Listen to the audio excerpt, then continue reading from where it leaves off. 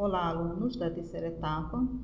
Vamos estar prosseguindo agora sobre as antigas civilizações e hoje falando sobre a Mesopotâmia. A palavra Mesopotâmia vem do grego e significa entre dois rios. Então, quando você olha o mapa ao lado, você vai perceber que a Mesopotâmia ela está entre o rio Tigre e o rio Eufrates. Daí a significância, do grego entre dois rios. Então, durante muito tempo, a Mesopotâmia ela abrigou diversas civilizações da antiguidade oriental. Atualmente, esse território ele corresponde ao norte da Síria, uma parte do Iraque, e ele vai terminar no Golfo Pérsico. Então, a Mesopotâmia ela estava inserida em uma crescente fértil, que é uma característica de regiões desérticas banhadas por importantes rios que garantiam a fertilidade do solo. Por que crescente fértil? Quando você olha a imagem, ela vai parecer com o quarto crescente da Lua.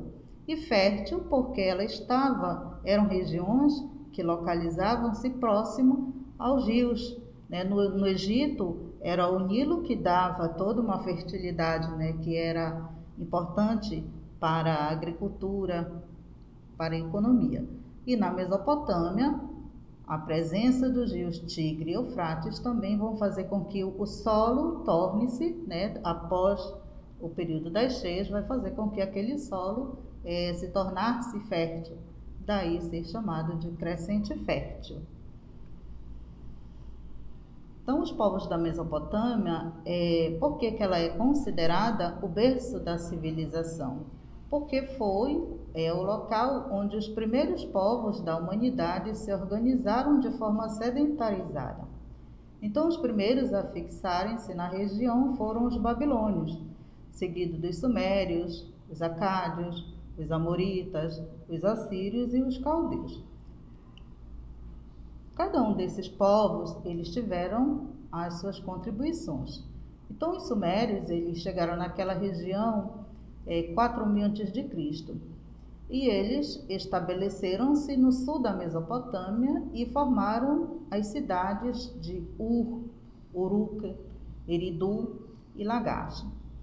Então, cada uma dessas cidades, elas tinham seus próprios governos, eles tinham suas próprias leis.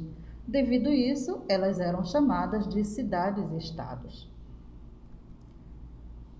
Então, o palácio ele tinha grande importância social dentro da Mesopotâmia, porque era lá que era a sede do governo e também representava um centro de poder e de riqueza. Então, os templos eram as moradas dos deuses.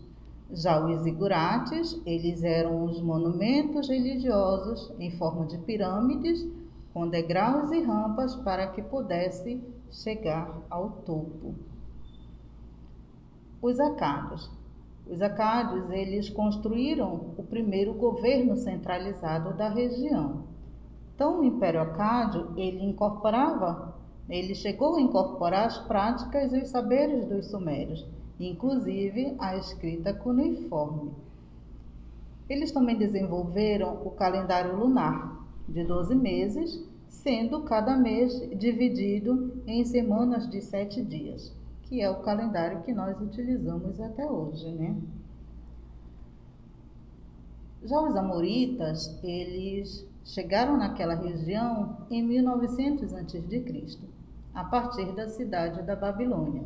Então, eles iniciaram a conquista da Mesopotâmia e foram o primeiro império babilônico com o reinado de Hammurabi. Esse império transformou a Babilônia em um importante centro urbano daquela época. Foi esse rei também que organizou o famoso Código de Hammurabi. Então, o Código de Hammurabi, ele agrupava uma lei de séries que eles eram baseados no princípio da lei de Talião. A lei de Talião, ela tinha o lema de olho por olho, dente por dente. O Código de Hammurabi, ele era constituído por 281 preceitos. Ele foi gravado em uma pedra negra e cilíndrica de diorito. Então, o Código de Hammurabi, ele tinha, algumas leis que, se hoje nós fôssemos cumprir, fosse trazendo para a nossa realidade hoje, seria bem crítico, O terceiro artigo do Código de Hammurabi, ele dizia: se alguém em um processo se apresenta como testemunha de acusação e não prova o que disse, se o processo importa pela vida, ele deverá ser morto. Ou seja, se você dava um falso testemunho, você poderia morrer. O 22º, ele diz: se alguém comete roubo e é preso, ele deve ser morto. No artigo 192 diz: se o filho de um dissoluto ou de uma meretriz diz a seu pai adotivo ou a sua mãe adotiva: tu não és meu pai ou minha mãe, deve-se cortar a cabeça, cortar a língua. No artigo 195 diz: se um filho espanca seu pai, deverão decepar-lhe as mãos. Então, esses eram alguns exemplos do código, aliás, alguns artigos do Código de Hammurabi.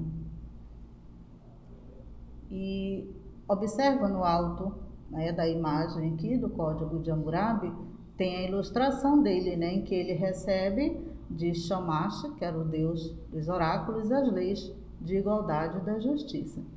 Então, no Código de Hammurabi estão codificadas as leis do seu tempo, de um reino de cidades unificadas, de ordem civil, penal e administrativa.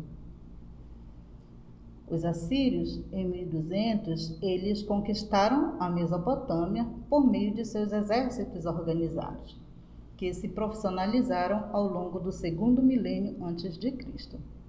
A sociedade assíria era conhecida por ser altamente militarizada, e seus soldados ficaram conhecidos como os temíveis guerreiros, porque eles eram bem violentos contra os seus inimigos.